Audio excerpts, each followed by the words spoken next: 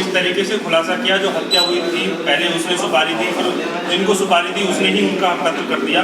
क्या पूरी उलझी हुई कहानी किस तरीके से सुलझाने का प्रयास आपकी टीम ने किया? दिनांक 19 मार्च 2021 को थाना नवाबगंज के वरखन कुलड़िया मार्ग पर एक व्यक्ति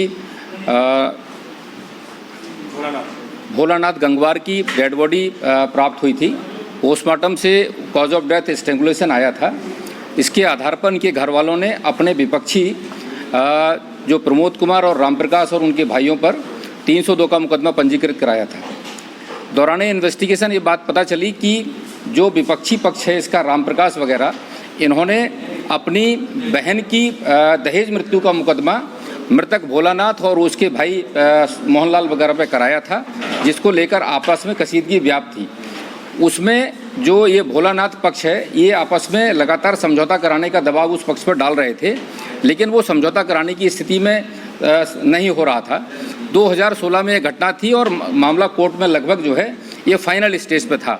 जब इनको लगा कि ये मुकदमा जो है फाइनल नहीं होगा, तो मृतक भोलानाथ ने अपने रिश्तेदार बांधूराम के माध्यम से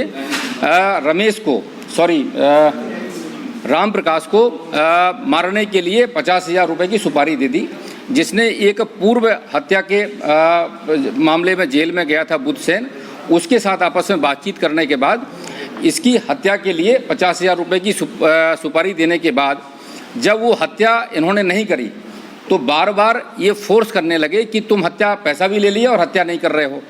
तो इन दोनों लोगों के दिमाग में ये बात आई कि अगर हम इसको रामप्रकाश को मारेंगे तो पहले से इनकी लड़ाई चली आ रही है, तो ये भोलानाथ से जब पुलिस पूछताछ करेगी उसका नाम आएगा तो पुलिस को ये हमारा नाम बता देगा। इससे अच्छा ये है कि ये जो बार बार परेशान कर रहा है हम भोलानाथ को ही क्यों ना मार दें।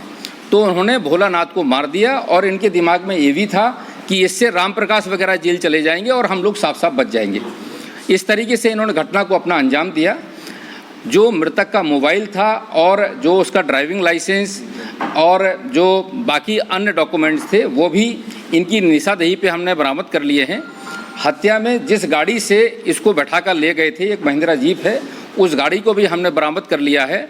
उस गाड़ी का चालक एक रईस है जो देवरिया थाना क्षेत्र का रहने वाला है, उसकी तलाश अभी जारी है, वो भी इस घटना में सम्मिलित था।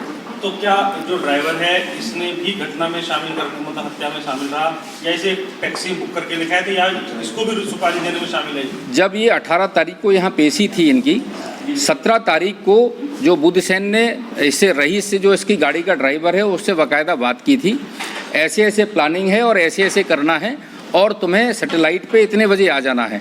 तो पूर्व नियोजित प्लानिंग के तहत वो उतने बजे वहाँ पे पहुँच गया था और बस उसने उसको मोबाइल से एक अनजान व्यक्ति के मोबाइल लेके वहाँ मौके पर, चूँकि मौके पे अपना फ़ोन नहीं ले गए थे, एक अननोन व्यक्ति से चलते उन्होंने फ़ोन लेके उसको बुलाया भी था। सही, जो मृतक है इसने किसकी सुपारी दी थी, किसको मरवाने के लिए, कौन रिश्ते में कौन है? मृतक का जो भाई का साला है रामप्रकाश, जो 304 के मुकदमे का मुख्य पैरोकार है, उसकी हत्या की सुपारी इन लोगों ने उसको दी थी। सर, हत्या में कैसी हत्या में जो मोडस ऑपरेंडी रही है, इनमें से एक अभियुक्त के पास अपना गमछा था जो लाल रंग का था, जो मौके से मृतक के हमें प्राप्त भी हुआ था, उसी पर इन्होंने फंदा लगाकर दोनों आरोपियों ने मिलकर उसकी जो है हत्या कर दी थी। पुलिस कैसे पहुंची इस अनसुलझी पहेली को, कैसे आप लोगों ने सुलझाया? हम लोगों ने इसको पहले ही दिन से, जब चूँकि जो लोग नामजद थे उन लोगों से बातचीत हुई, उनकी जो सेल आईडीज़ थी, सीडीआर का विश्लेषण किया, तो हमें प्राइमा फेसी लगने लगा था कि ये लोग घटना में इन्वॉल्व नहीं हैं।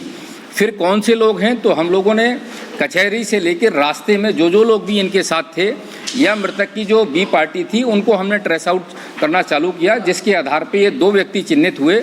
जब इन लोगों से भी बातचीत हुई तो इन्होंने जो अपनी बात बताई और उनके मोबाइल की लोकेशन अलग अलग एरिया में थी, जिसके कारण जो कंट्राडिक्शंस थे उसके आधार पर जब इनसे पूछताछ की गई तो ये टूट गए और उन्होंने अपनी सारी बात को स्वीकार किया।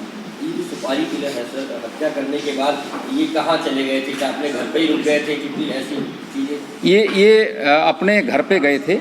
एक अभियुक्त जो इसमें मुख्य अभियुक्त है बुद्धसेन, उसके घर पे ही दोनों अभियुक्त रुके थे।